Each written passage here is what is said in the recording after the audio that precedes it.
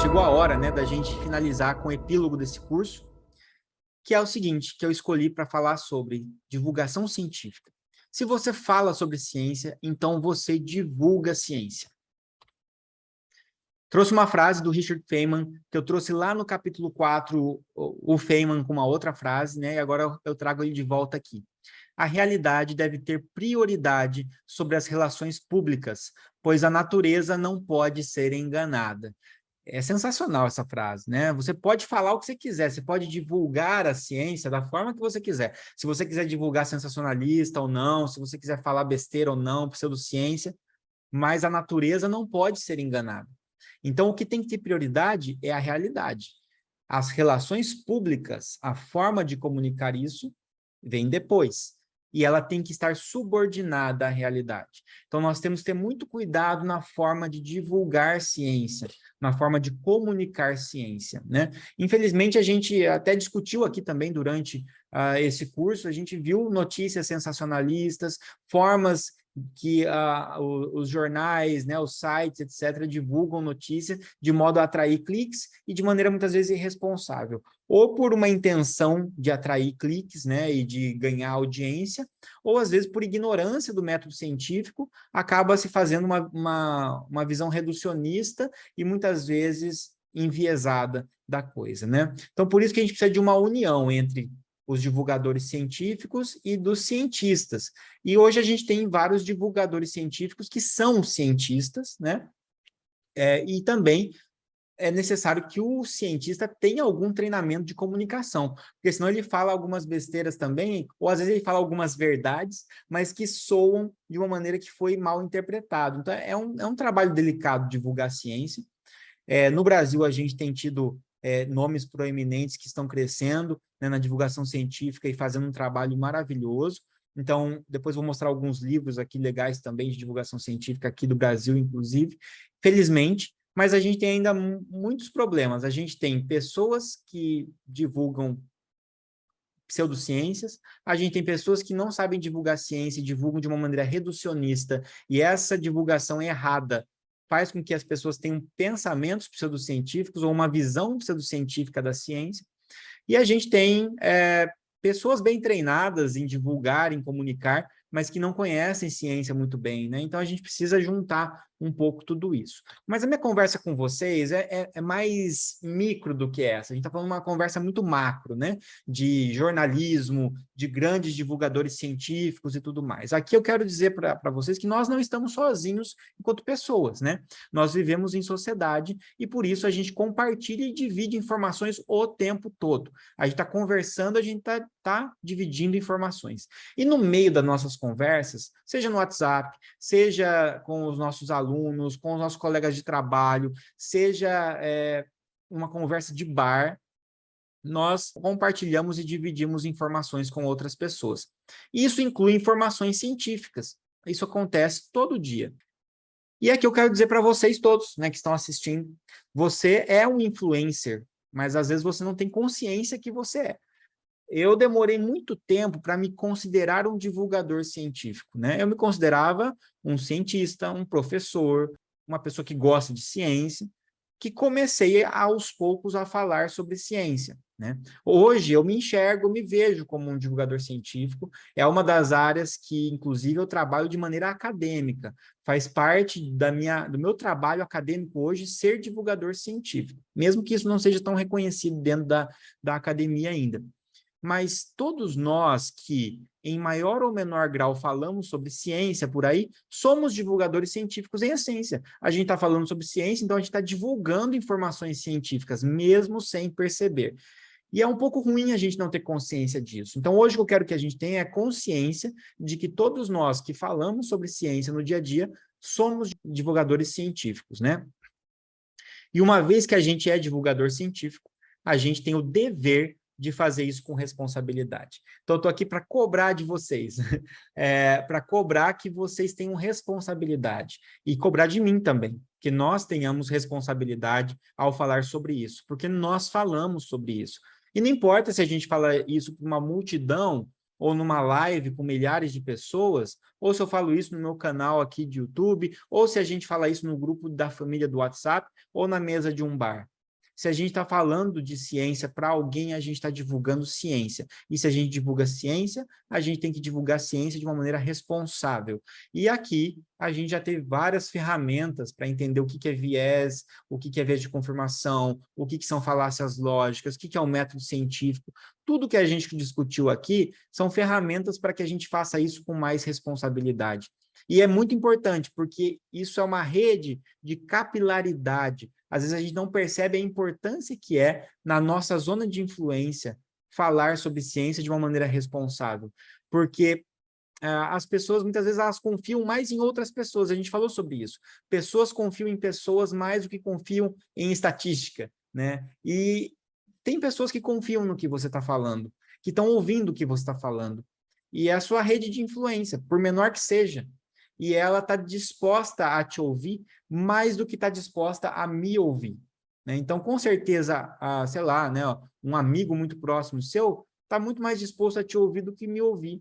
Então, você tem essa possibilidade, essa abertura de multiplicar a ciência. A gente tem aqui uma grande oportunidade de se empoderar cientificamente, e a gente faz isso através do conhecimento da ciência, do método científico, do pensamento científico. Isso que a gente está fazendo aqui hoje, e nesse curso, é se empoderar cientificamente, mas a gente tem condições de multiplicar isso. Você pode mostrar essa playlist para os seus colegas, né? Você pode indicar isso para alguém, você pode mostrar outras fontes de ciência, você mesmo pode esclarecer questões científicas se você tiver confiança para fazer isso com responsabilidade, e com isso a gente também pode empoderar outras pessoas. E pessoas empoderadas cientificamente são mais resilientes ao negacionismo e às teorias da conspiração. Isso a gente previne, né? Lembra que a gente falou que os impactos da fake news não são revertidos totalmente?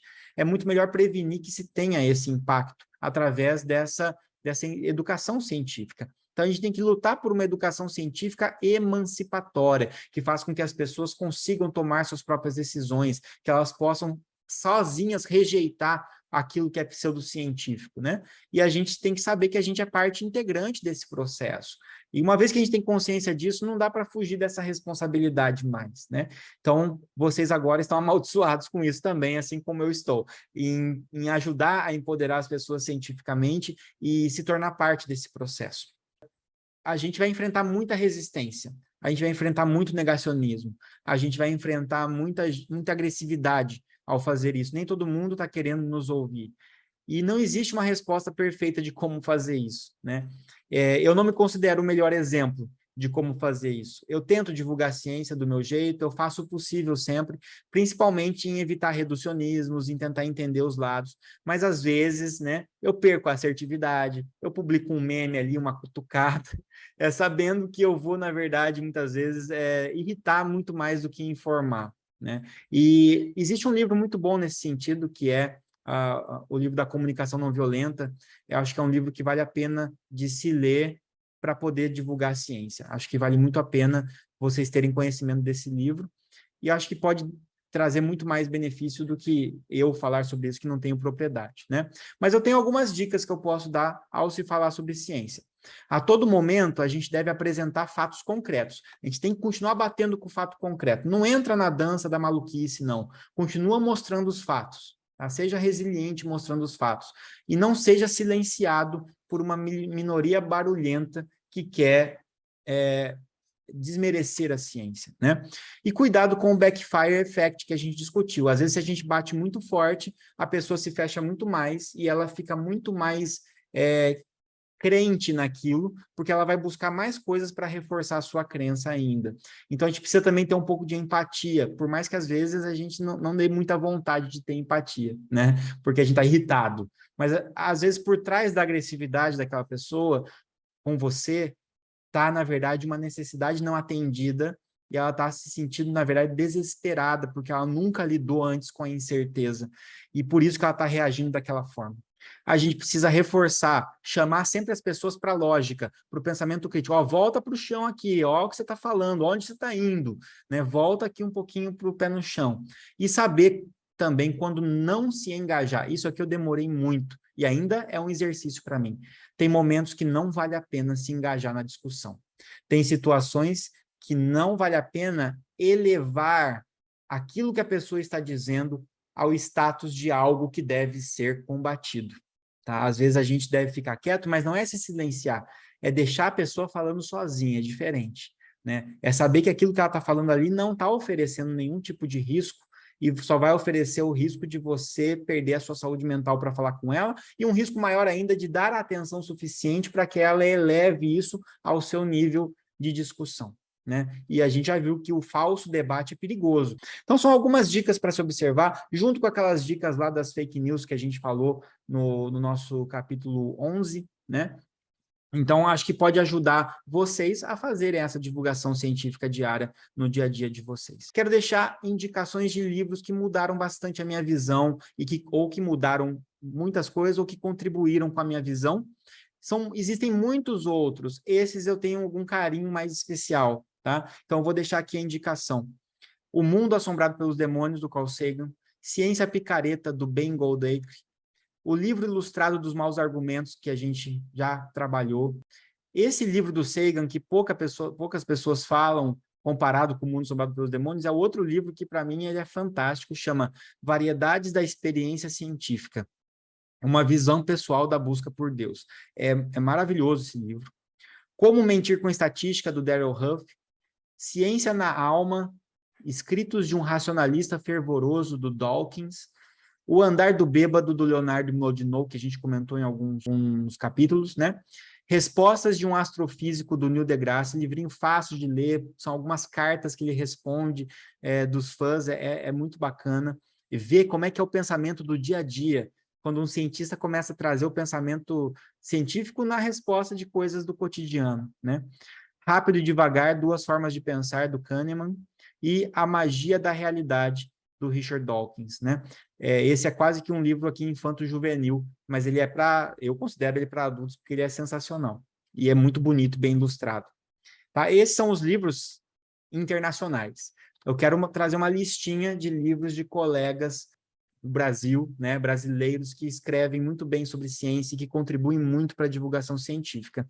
Então, eu quero trazer aqui Ciência no Cotidiano, que é um livro introdutório excelente. Eu acho que com a introdução que vocês tiveram aqui, com certeza muito do que é falado ali é contemplado, mas é uma excelente forma de apresentar a ciência para as pessoas. Esse é o livro para você dar de presente para todo mundo, né? É o livro para todo mundo ter a sua introdução à ciência, da Natália Pasternak e do Carlos Orsi, ganhou o prêmio Jabuti, inclusive, o ano passado. Ciência e Pseudociência, do Ronaldo Pilati, é essencial para entender as crenças infalíveis e aquilo tudo que a gente falou. O Ronaldo é um pesquisador incrível nessa área de cognição, né? Contra a Realidade, que é o outro livro da Natália Pasternak e do Carlos Orsi, que está concorrendo ao Jabuti agora, desse ano, né? Excelente para falar sobre negacionismo e aqui as consequências do negacionismo. É um excelente livro para conhecer as consequências do negacionismo. E tem um livro agora do Carlos Orsi que fala sobre também o negacionismo em si, as bases do negacionismo. Também é outro livro bacana que não está aqui na lista. Tem o Pura Picaretagem, do Daniel Bezerra, com o Carlos Orsi também, que é um livro brasileiro bacana, naquela mesma linha do Ciência Picareta, lá do Goldrake. Darwin Sem Frescura, para trabalhar a evolução com Pirula, né? E o Manual de Medicina Baseada em Evidências, do José Alencar. Esse eu acho que é o próximo ponto para vocês lerem a partir disso que a gente discutiu aqui, né? Se vocês querem dar um avançar agora, para falar um pouquinho sobre, entender um pouco, né, sobre analisar a evidência científica na prática profissional na área da saúde, eu diria para vocês, agora vocês têm a base para trabalhar esse livro aqui do José Alencar, tá? Que está concorrendo ao Jabuti também, junto com o Contra a Realidade. Então, são concorrentes para esse ano. Que bom, né, ter tanta gente boa concorrendo aí. E eu tive a oportunidade de muitos deles aqui, né, a Natália, o Carlos, o Ronaldo, o José Alencar, todos eles eu tive a oportunidade ou de conhecer pessoalmente ou digitalmente em eventos que a gente participou juntos. Então, são pessoas realmente incríveis que vale a pena acompanhar, tá? E também aqui tem outras pessoas que trabalham, que não dentro dos livros, né, mas que no meio digital, que vão trazer questões muito legais, né? A gente tem a Bibi Bailas, que faz um trabalho fantástico na internet, tem também o clube científico dela, que é fantástico para quem quiser participar. Tem o Léo Costa, que faz um trabalho fenomenal e também está aqui nessa linha, né, de entender as evidências científicas, de aprofundar, dar um passo além disso que a gente fez aqui. Tem o Igor Eckert, que tem também os seus e-books, que são fantásticos, e também dá cursos para também análise de evidência. Então, vocês estão muito bem amparados aqui por brasileiros que podem dar continuidade nisso que vocês estão fazendo aqui. Para a gente fechar esse epílogo, precisamos promover o pensamento científico durante todo o nosso processo educacional, desde a infância. Contudo, quem toma as decisões importantes sobre o mundo hoje, como a decisão de melhorar a educação das crianças, somos nós, os adultos. Então, a gente tem que ficar falando, a gente tem que educar as crianças, blá, blá, blá, blá. Isso é importante? É. Não pode deixar de fazer isso. Mas a gente tem que educar os adultos, nos educar, porque é a gente que toma decisões hoje. A gente não pode terceirizar as decisões boas para os adultos de amanhã, que são as crianças hoje. A gente tem que começar a ser melhor hoje, né? E aí eu conto com a ajuda de vocês e agradeço por vocês terem tido essa confiança de me acompanhar até aqui nesse final desse curso. Então, muito obrigado pela confiança de vocês, pelo apoio de vocês ao meu trabalho. Espero que vocês possam indicar essa playlist, né? Que vocês indiquem essa playlist para outras pessoas e que a gente continue aí trocando ideia no Instagram e nas outras redes sociais, tá bom?